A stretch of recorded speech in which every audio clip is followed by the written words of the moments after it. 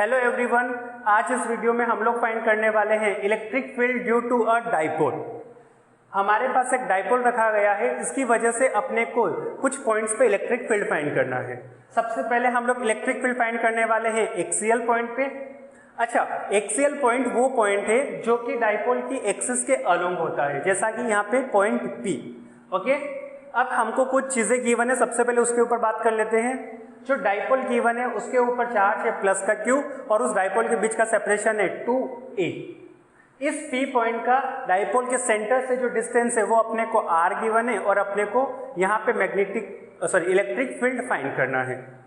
अच्छा, इस P point पे इलेक्ट्रिक फील्ड को क्या हम लिख सकते हैं? Electric field at point P is equals to, हमको यहाँ पे प्लस Q की वजह से इलेक्ट्रिक फील्ड फाइंड करना पड़ेगा और माइनस Q की वजह से इलेक्ट्रिक फील्ड फाइंड करना पड़ेगा, और फिर अपने को यूज करना पड़ेगा सुपरपोजिशन प्रिंसिपल। सुपरपोजिशन प्रिंसिपल क्या कहता है? जब भी एक से ज्यादा इलेक्ट्रिक फील्ड हो तो हमें उन सबका वेक्टर सम करना पड़ता है। ओके, चलो करें। So E at point P will be equal to electric field due to charge plus Q plus electric field due to charge minus Q। Total electric field को हम कैसे लिख सकते हैं? Electric field due to charge plus Q plus electric field due to charge minus Q। अब इस P point पे मुझे बता प्लस Q का इलेक्ट्रिक फील्ड का डायरेक्शन कौन सा होगा? वो होगा हमारा कुछ राइट साइड में। सो E ऑफ प्लस का Q और E ऑफ माइनस Q किधर होगा? लेफ्ट साइड में। सो इधर की तरफ E ऑफ माइनस का Q।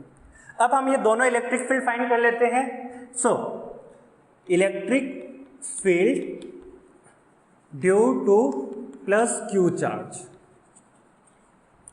ओके, अब इलेक्ट्रिक फील्ड लिखते हैं। So E of plus Q magnitude wise it will be equal to K Q upon R square. में इलेक्ट्रिक फील्ड को हम लिख सकते हैं K Q upon R square. अब इस प्लस Q से इस P पॉइंट का डिस्टेंस कितना होगा? वो होगा यहां से यहां तक का डिस्टेंस। अच्छा, इसके सेंटर से इस चार्ज तक का डिस्टेंस अपने को a गिवन है, क्योंकि ये टोटल डिस्टेंस 2 है तो सेंटर से हो जाएगा a। यहां से यहां तक का डिस्टेंस r गिवन है, यहां से यहां तक का डिस्टेंस a गिवन है, तो बचा हुआ ये डिस्टेंस कितना हो जाएगा? r minus a। तो हम electric field due to plus Q charge को क्या लिख सकते हैं? के Q upon r minus a का होल स्क्वायर। पर वेक्टर फॉर्म में इलेक्ट्रिक फील्ड है हमारी x डायरेक्शन में, तो यहां पे आएगा i कैप। चल, अब निकालते हैं electric field due to minus Q charge. So electric field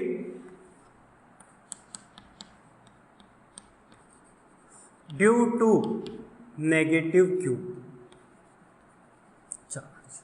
so E of minus Q is equals to K Q upon, अब वापस से माइनस Q और इस P पॉइंट के बीच का डिस्टेंस इतना, यहां से यहां तक का मुझे R गिवन है, तो ये बचा हुआ डिस्टेंस हो जाएगा मेरे लिए A। तो KQ upon R plus A का होल स्क्वायर इंटू I के, चार्ज नेगेटिव होगा तो मेरा एक साइन आएगा आगे नेगेटिव। ओके, तो अब टोटल इलेक्ट्रिक फील्ड को हम लोग ऐड कर देते हैं।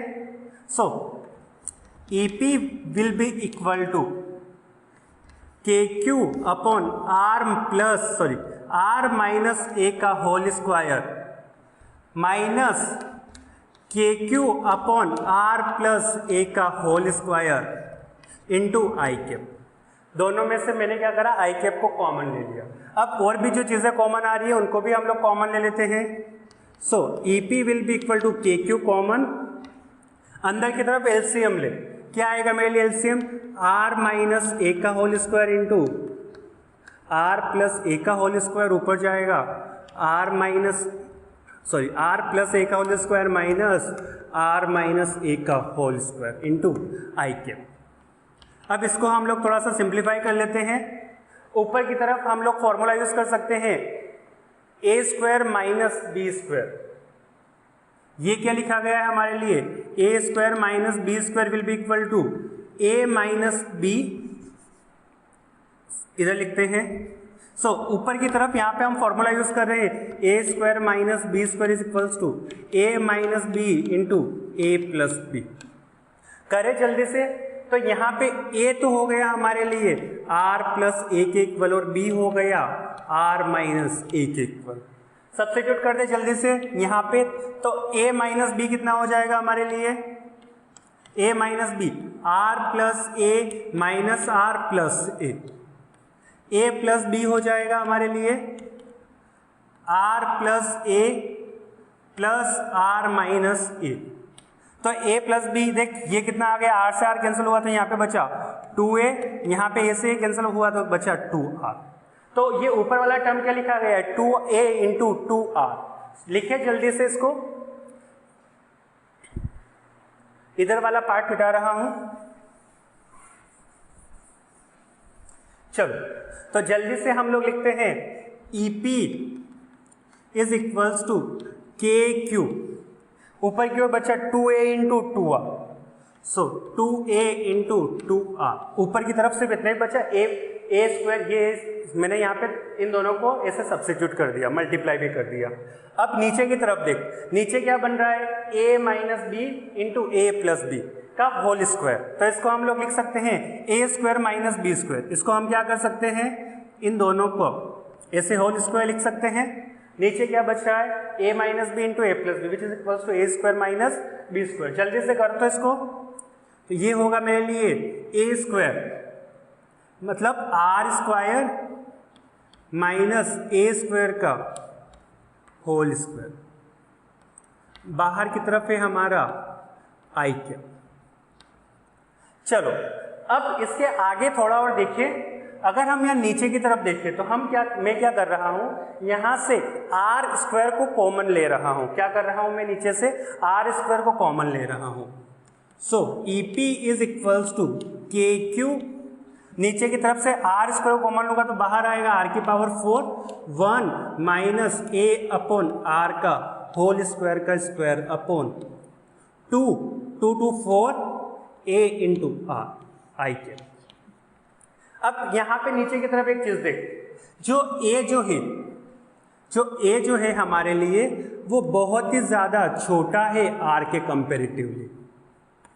मतलब इन डाइपोल के बीच का जो लेंथ है और डाइपोल का जो लेंथ है वो हमारे लिए इस r से बहुत ज़्यादा स्मॉल है। सो a बाय r हमारे लिए और भी ज़्यादा स्मॉल हो जाएगा। हम यहाँ पे अप्रोक्सीमेशन यूज करते हैं, a is very very greater than r, so a by r is very very less than 1।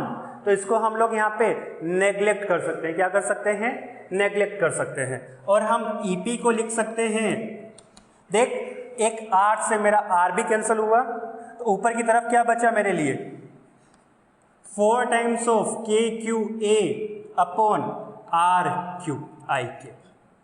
मेरा इलेक्ट्रिक फील्ड कितना आया, देख 4 times of KQA upon R cube into I cube. Electric field direction के साथ हम लोगों ने फाइंड किया।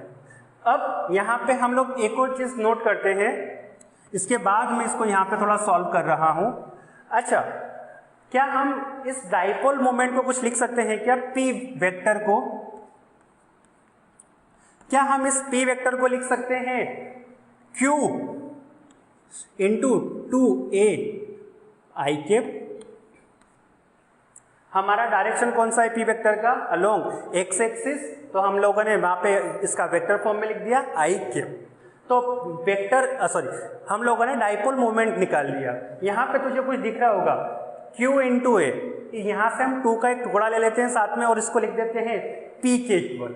ओके, तो इलेक्ट्रिक फील्ड को हम लोगों ने थोड़ा और मॉडिफाई किया। So EP vector is equals to 2K P vector upon R cube. हमने इलेक्ट्रिक फील्ड को कैसे लिख दिया, in terms of dipole moment, वो आया 2KP upon R cube. 2KP upon R cube, याद रखने की बात है।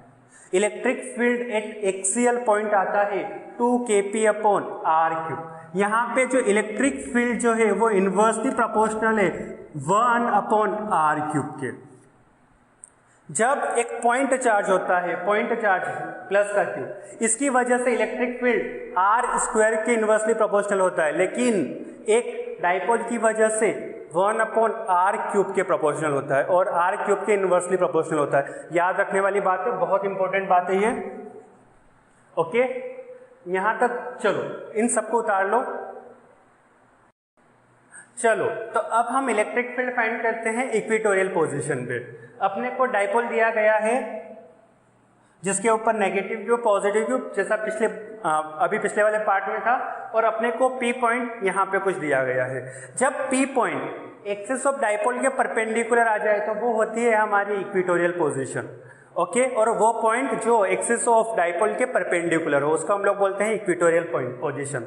तो इस पी पॉइंट पे अपने को इलेक्ट्रिक फील्ड फाइंड करनी है। अब सबसे पहले हम लोग यहाँ पे इलेक्ट्रिक फील्ड की डायरेक्शन देखते हैं। इस प्लस क्यू की वजह से यहाँ पे इलेक्ट्रिक फील्ड पी पॉइंट पे होगा कुछ इधर की तरफ, E of plus Q. Minus Q की वजह से जो इलेक्ट्रिक फील्ड होगा वो कुछ इधर की तरफ होगा, E ऑफ माइनस क्यू। यहाँ पे अगर हम एक बात देखें तो हमारा जो इलेक्ट्रिक फील्ड है वो दो अलग अलग डायरेक्शंस में है। तो जब भी हमारा इलेक्ट्रिक फील्ड दो अलग अलग डायरेक्शंस में आ जाता है अपने को क्या करना पड़ता है, उसको कंपोनेंट्स में ब्रेक करना पड़ता है। एक्स एक्सिस के अलोंग कंपोनेंट्स और वाई एक्सिस के अलोंग कंपोनेंट्स, और फिर उनको एड अप करना पड़ता है। कोई प्रॉब्लम नहीं, चलो हम वही काम करेंगे। यहाँ पे सबसे पहले हम कुछ चीजें पहले निकाल लेते हैं। देख, मैं इस वाले एंगल को यहाँ पे अभी थीटा ले रहा हूं। इस एक्सिस को हमने थोड़ा सा इलोंगेट कर दिया कुछ इस तरीके से। एक ये वाला एंगल मेरे लिए थीटा है, तो ये वाला एंगल भी मेरे लिए थीटा होगा। अब ये सेंटर वाला पॉइंट है, तो ये दोनों जो ट्राइंगल्स हैं, ये वाला ट्राइंगल P माइनस क्यू और O, और P O और Q वाला प्लस Q वाला, ये दोनों ट्राइंगल सेम होंगे, ये कॉन्करेंट होंगे। जितना एंगल ये होगा उतना ही एंगल मेरे लिए थीटा ये वाला भी होगा। अब इस E प्लस क्यू के दो कंपोनेंट्स, एक तो हमारा y एक्सिस के along E of plus Q का, इसका एक कंपोनेंट तो ऊपर की तरफ E of plus Q cos theta, और एक कंपोनेंट इधर की तरफ which is E of plus Q sine theta. जिसके साथ एंगल जुड़ा होता है वो कंपोनेंट होता है प्लस क्यू वाला, और जिसके साथ नहीं जुड़ा होता है वो होता है साइन थीटा वाला। सिमिलरली इस माइनस क्यू के भी दो कंपोनेंट्स, एक नीचे की तरफ E of minus Q cos theta, और एक हमारा वापस इसका एक्स एक्सिस के अलोंग कंपोनेंट, तो इधर की तरफ प्लस करना पड़ेगा E of minus Q sine theta. एक बात ध्यान रखना, जो हमने प्रीवियस क्वेश्चन किया उसमें हम लोगों ने इलेक्ट्रिक फील्ड को वेक्टर लेके चले थे। हमने क्या करा था, इलेक्ट्रिक फील्ड को वेक्टर ले लिया था। यहाँ पे हम लोगों ने इलेक्ट्रिक फील्ड को वेक्टर नहीं ले रहे हैं, स्केलर तरीके से फाइंड कर रहे हैं। ओके, चल तो सबसे पहले हम इलेक्ट्रिक फील्ड इन एक्स डायरेक्शन लिखते हैं। सो इलेक्ट्रिक फील्ड इन एक्स डायरेक्शन, इन एक्स डायरेक्शन। चलो तो हम लोग इसको वेक्टर फॉर्म में लिख लेते हैं। चलो छोड़ो, मैग्नीट्यूड वाइज नहीं कर रहे हैं, हम वेक्टर फॉर्म में ही लिख के कर रहे हैं। अच्छा बता, इलेक्ट्रिक फील्ड इन एक्स डायरेक्शन कितनी है मेरी टोटल, पर ये नेगेटिव डायरेक्शन में, तो मुझे लगाना पड़ेगा सबसे पहले बाहर की तरफ negative E Q sine theta plus E of minus Q sine theta into I cap. E in y direction कितनी है, इलेक्ट्रिक फील्ड इन y डायरेक्शन EY, वो हो गई मेरे लिए। बता कितना हो रहा है, E of plus Q cos theta minus E of minus Q cos theta, दोनों अपोजिट डायरेक्शन में है। ये है मेरे लिए जी कैप। ओके, अच्छा हम लोगों ने दोनों इलेक्ट्रिक फील्ड फाइंड कर ली। अब हम E क्यू और E माइनस क्यू का मैग्नीट्यूड निकाल लेते हैं। चल, E ऑफ प्लस क्यू का मैग्नीट्यूड कितना हो जाएगा बता। यहां से यहां तक का डिस्टेंस अपने को A गिवन है, और यहां से इस P पॉइंट का जो डिस्टेंस है वो अपने को R गिवन है। तो हम प्लस क्यू से P पॉइंट का डिस्टेंस निकाल सकते हैं। वो हो जाएगा मेरे लिए under root of R square plus A square, Pythagoras theorem. तो E ऑफ प्लस क्यू बता कितना हो जाएगा, यहाँ पे भी plus K q upon R square plus A square का अंडर रूट का होल स्क्वायर, तो अंडर रूट हट जाएगा, डायरेक्ट यहीं पे लिख रहा हूँ। E ऑफ माइनस क्यू बता मैग्नीट्यूड वाइज, यहाँ पे अपने को साइन के लिए सोचना नहीं है, हम लोग वो यहाँ पे लगा चुका हूँ मैं, डायरेक्शन हम लोग ऑलरेडी बना चुके हैं। तो यहाँ पे सिर्फ हम E ऑफ प्लस क्यू और माइनस क्यू का सिर्फ मैग्नीट्यूड लिख रहे हैं। तो इसकी वजह से E ऑफ माइनस क्यू का मैग्नीट्यूड कितना हो जाएगा, it will be K q upon R square plus A square. Magnitude wise same distance है यहाँ से यहाँ तक का भी R square plus A square का अंडर रूट होगा, E of plus q E of minus q. तो हम एक बात बोल सकते हैं, magnitude of E of plus q is equals to magnitude of E of minus q. तो इसके हिसाब से देख y डायरेक्शन का इलेक्ट्रिक फील्ड जीरो हो रहा है। जब ये दोनों इक्वल हो गए मैग्नीट्यूड वाइज तो cos theta minus cos theta zero, so E Y will be equal to zero. E X देख ई एक्स कितना हो रहा है, ई एक्स जब ये दोनों इक्वल हो गए तो 2 टाइम्स हो गया, 2 टाइम्स दोनों सेम है, तो E X is equals to 2 times of sorry negative sine 2 times of E of plus Q sine theta 2 times. चलो तो हमको प्लस क्यू का निकाल लिया, सब्स्टिट्यूट कर दें यहाँ पे, और डायरेक्शन है इसका I Q. So E X is equals to 2 और माइनस का 2 E q which is K q upon R square plus A square sine theta I Q. अच्छा, हम इस ट्राइंगल में साइन थीटा भी फाइंड कर सकते हैं। In triangle O sorry not O P Q O, इस ट्राइंगल में देख पी क्यू ओ, इस ट्राइंगल में हम लोग साइन थीटा को क्या लिख सकते हैं, sine theta is equals to perpendicular upon hypotenuse, तो परपेंडिकुलर हो जाएगा मेरे लिए ए, हाइपोटेन्यूस हो जाएगा under root of R square plus A upon under root of R square plus A square. इसको यहाँ पे सब्स्टिट्यूट कर देते हैं। So E X vector is equals to minus का 2 के क्यू, ऊपर साइन थीटा पुट करेंगे तो ए अपॉन यहाँ पे है R square plus A square into under root of R square plus A square. ये दोनों जब मल्टीप्लाई होंगे तो पावर 3/2 हो जाएगा, यहाँ पे पावर 1 है, यहाँ पे R square plus A square की पावर 1 है, R square plus A square की power 1/2, 1 plus 1/2 3/2। So E X is equals to, और एक और चीज हम वापस यहाँ पे 2 times of Q A, okay मैंने आई कैप छोड़ दिया यहाँ पे भी आई कैप आएगा। यहाँ पे बता मुझे डाइपोल मोमेंट का डायरेक्शन कौन सा होगा, नेगेटिव से पॉजिटिव की तरफ, इधर की तरफ हमारा डायरेक्शन होगा पी वेक्टर। तो हम इस पी वेक्टर को क्या लिख सकते हैं, P vector is equals to 2 not 2 Q into 2a, direction है मेरे लिए I cap, Q into 2a into I cap. इसको हम लोग यहाँ पे देख 2QA आई कैप, उसको हम लोग लिख सकते हैं पी वेक्टर से। तो E X will be equal to negative of K P vector upon R square plus A square की पावर 3/2, और यही मेरे लिए टोटल इलेक्ट्रिक फील्ड भी होगा, क्योंकि वाई वाला तो मेरे लिए 0 है, ई वाई तो हमारे लिए 0 है। तो कहाँ पे होगा हमारा इलेक्ट्रिक फील्ड, एक्स डायरेक्शन में। नेगेटिव साइन क्या इंडिकेट कर रहा है, पी वेक्टर हमारा पॉजिटिव एक्स में है तो इलेक्ट्रिक फील्ड हमारा नेगेटिव एक्स में। अगर अपने को सिर्फ मैग्नीट्यूड के लिए बात करी जाए तो magnitude of electric field will be equal to K P upon R square plus A square की पावर 3/2। ये हमारा जो ये जो हमारा इलेक्ट्रिक फील्ड है ये वेक्टर फॉर्म में है, क्योंकि हम लोगों ने पी को वेक्टर फॉर्म में लिखा हुआ है। जैसा कि हम कुछ बुक्स में देखते हैं उसमें अपने को ये डेरिवेशन विदाउट वेक्टर फॉर्म करा जाता है। दोनों डेरिवेशन में से ये वाला ज़्यादा अप्रोप्रिएट है, जिसमें हम लोग डायरेक्शन लेके चलते हैं। ओके, जल्दी से उतार लो इस चीज़ को। चल तो एक छोटा सा रिवीजन कर लेते हैं। Electric field at equatorial point कितना होता है, electric field at equatorial point,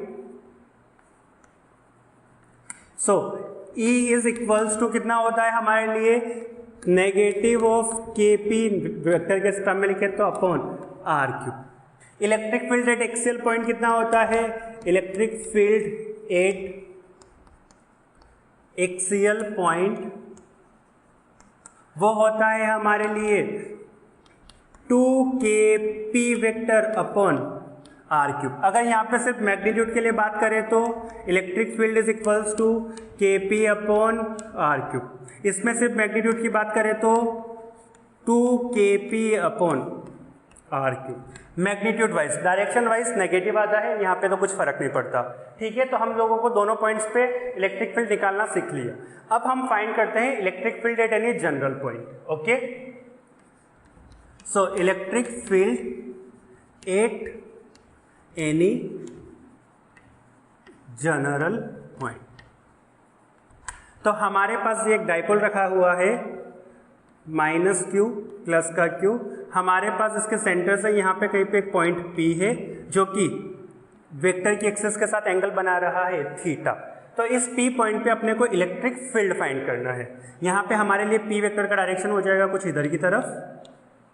तो इस P पॉइंट पे अपने को इलेक्ट्रिक फील्ड फाइंड करना है। ये सारी चीजें मैं लिख नहीं रहा हूँ, ध्यान रखना। ओके, चल इस P पॉइंट पे सबसे पहले हम क्या कर रहे हैं, हमारी इलेक्ट्रिक फील्ड के दो कंपोनेंट्स बना रहे हैं। हमने इस यहाँ पे जो इलेक्ट्रिक फील्ड है उसके दो कंपोनेंट्स लिखे। एक तो इस R के अलोंग, मतलब यहाँ से यहाँ तक का डिस्टेंस R था, तो एक इलेक्ट्रिक फील्ड लिखा हम लोगों ने इसी R के अलोंग, और दूसरा इलेक्ट्रिक फील्ड लिखा इस R वेक्टर के परपेंडिकुलर, जिसको हम लोगों ने रिप्रेजेंट किया E थीटा से। तो अगर अपने को इन दोनों का टोटल इलेक्ट्रिक फील्ड फाइंड करना है तो हम कैसे लिख सकते हैं, E total will be equal to under root of E R square plus E theta square. Okay, और अगर मान ले कि अपने को कोई एंगल बताना है, ये वाला एंगल अल्फा जो कि ई आर के साथ एंगल बना रहे हैं, angle formed by E net और हाँ फ्रॉम ई आर। तो ये एंगल कितना हो जाएगा, हम लोग वेक्टर के टर्म में जानते हैं tan alpha will be equal to E theta upon E R, E theta upon E R. इस तरीके से हम लोग ये एंगल फाइंड कर सकते हैं कि ये हमारा आर वेक्टर के साथ कितना एंगल बना रहा होगा नेट इलेक्ट्रिक फील्ड, उसका मैग्नीट्यूड हम लोग कुछ इस तरीके से लिख सकते हैं। ओके, तो सबसे पहले हम लोग ये ई आर और ई थीटा फाइंड करते हैं। तो ई आर और ई थीटा यहाँ पे फाइंड करने के लिए यहाँ पे एक छोटी सी ट्रिक है कि हम क्या करते हैं, इस डाइपोल को दो कंपोनेंट्स में ब्रेक कर लेते हैं। हम क्या कर रहे हैं, इस डाइपोल को दो कंपोनेंट में ब्रेक कर रहे हैं। जल्दी से इस पार्ट को उतार ले, फिर मैं बताता हूँ। चलो,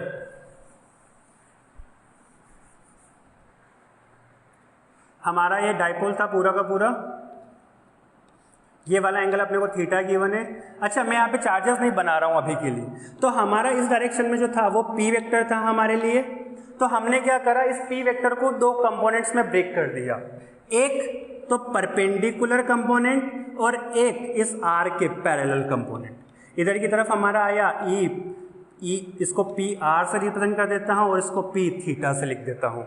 तो अगर मेरा इधर की तरफ जो कंपोनेंट है ये मेरा P वेक्टर है, तो PR will be equal to P cos theta और P theta will be equal to P sin theta. हमने क्या करा, जो हमारा ये डाइपोल मोमेंट का जो वेक्टर था इसको दो कंपोनेंट्स में ब्रेक कर लिया।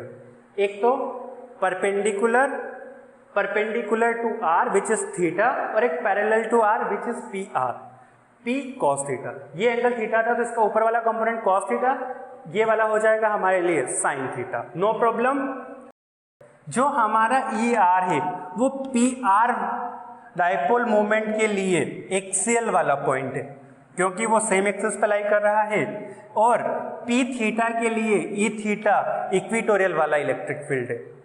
तो हम अब इस एक्सियल वाली इलेक्ट्रिक फील्ड को हम लोग कैसे लिखेंगे, सो यहाँ पे ई आर को लिख सकते हैं। यहाँ पे जो हम लोग P लिख रहे थे, अब P की जगह आएगा हमारे लिए P cos थीटा।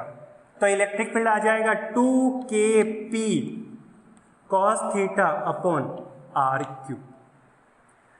ई थीटा कितना हो जाएगा हमारे लिए, E theta will be equal to KP sine theta upon R cube.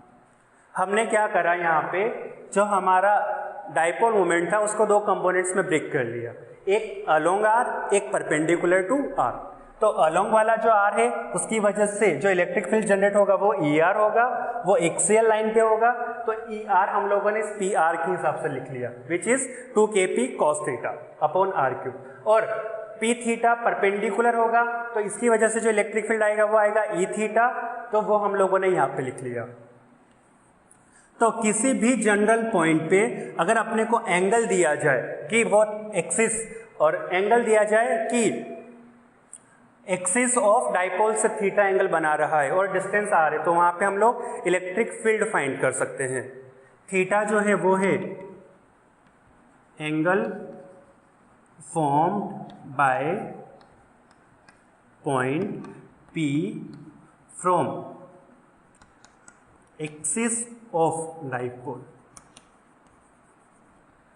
चलो, तो ये हमारा था इलेक्ट्रिक फील्ड वाला पार्ट। अगर किसी को कोई भी डाउट है तो मुझे कमेंट सेक्शन में ज़रूर करके बताएं। Thank you.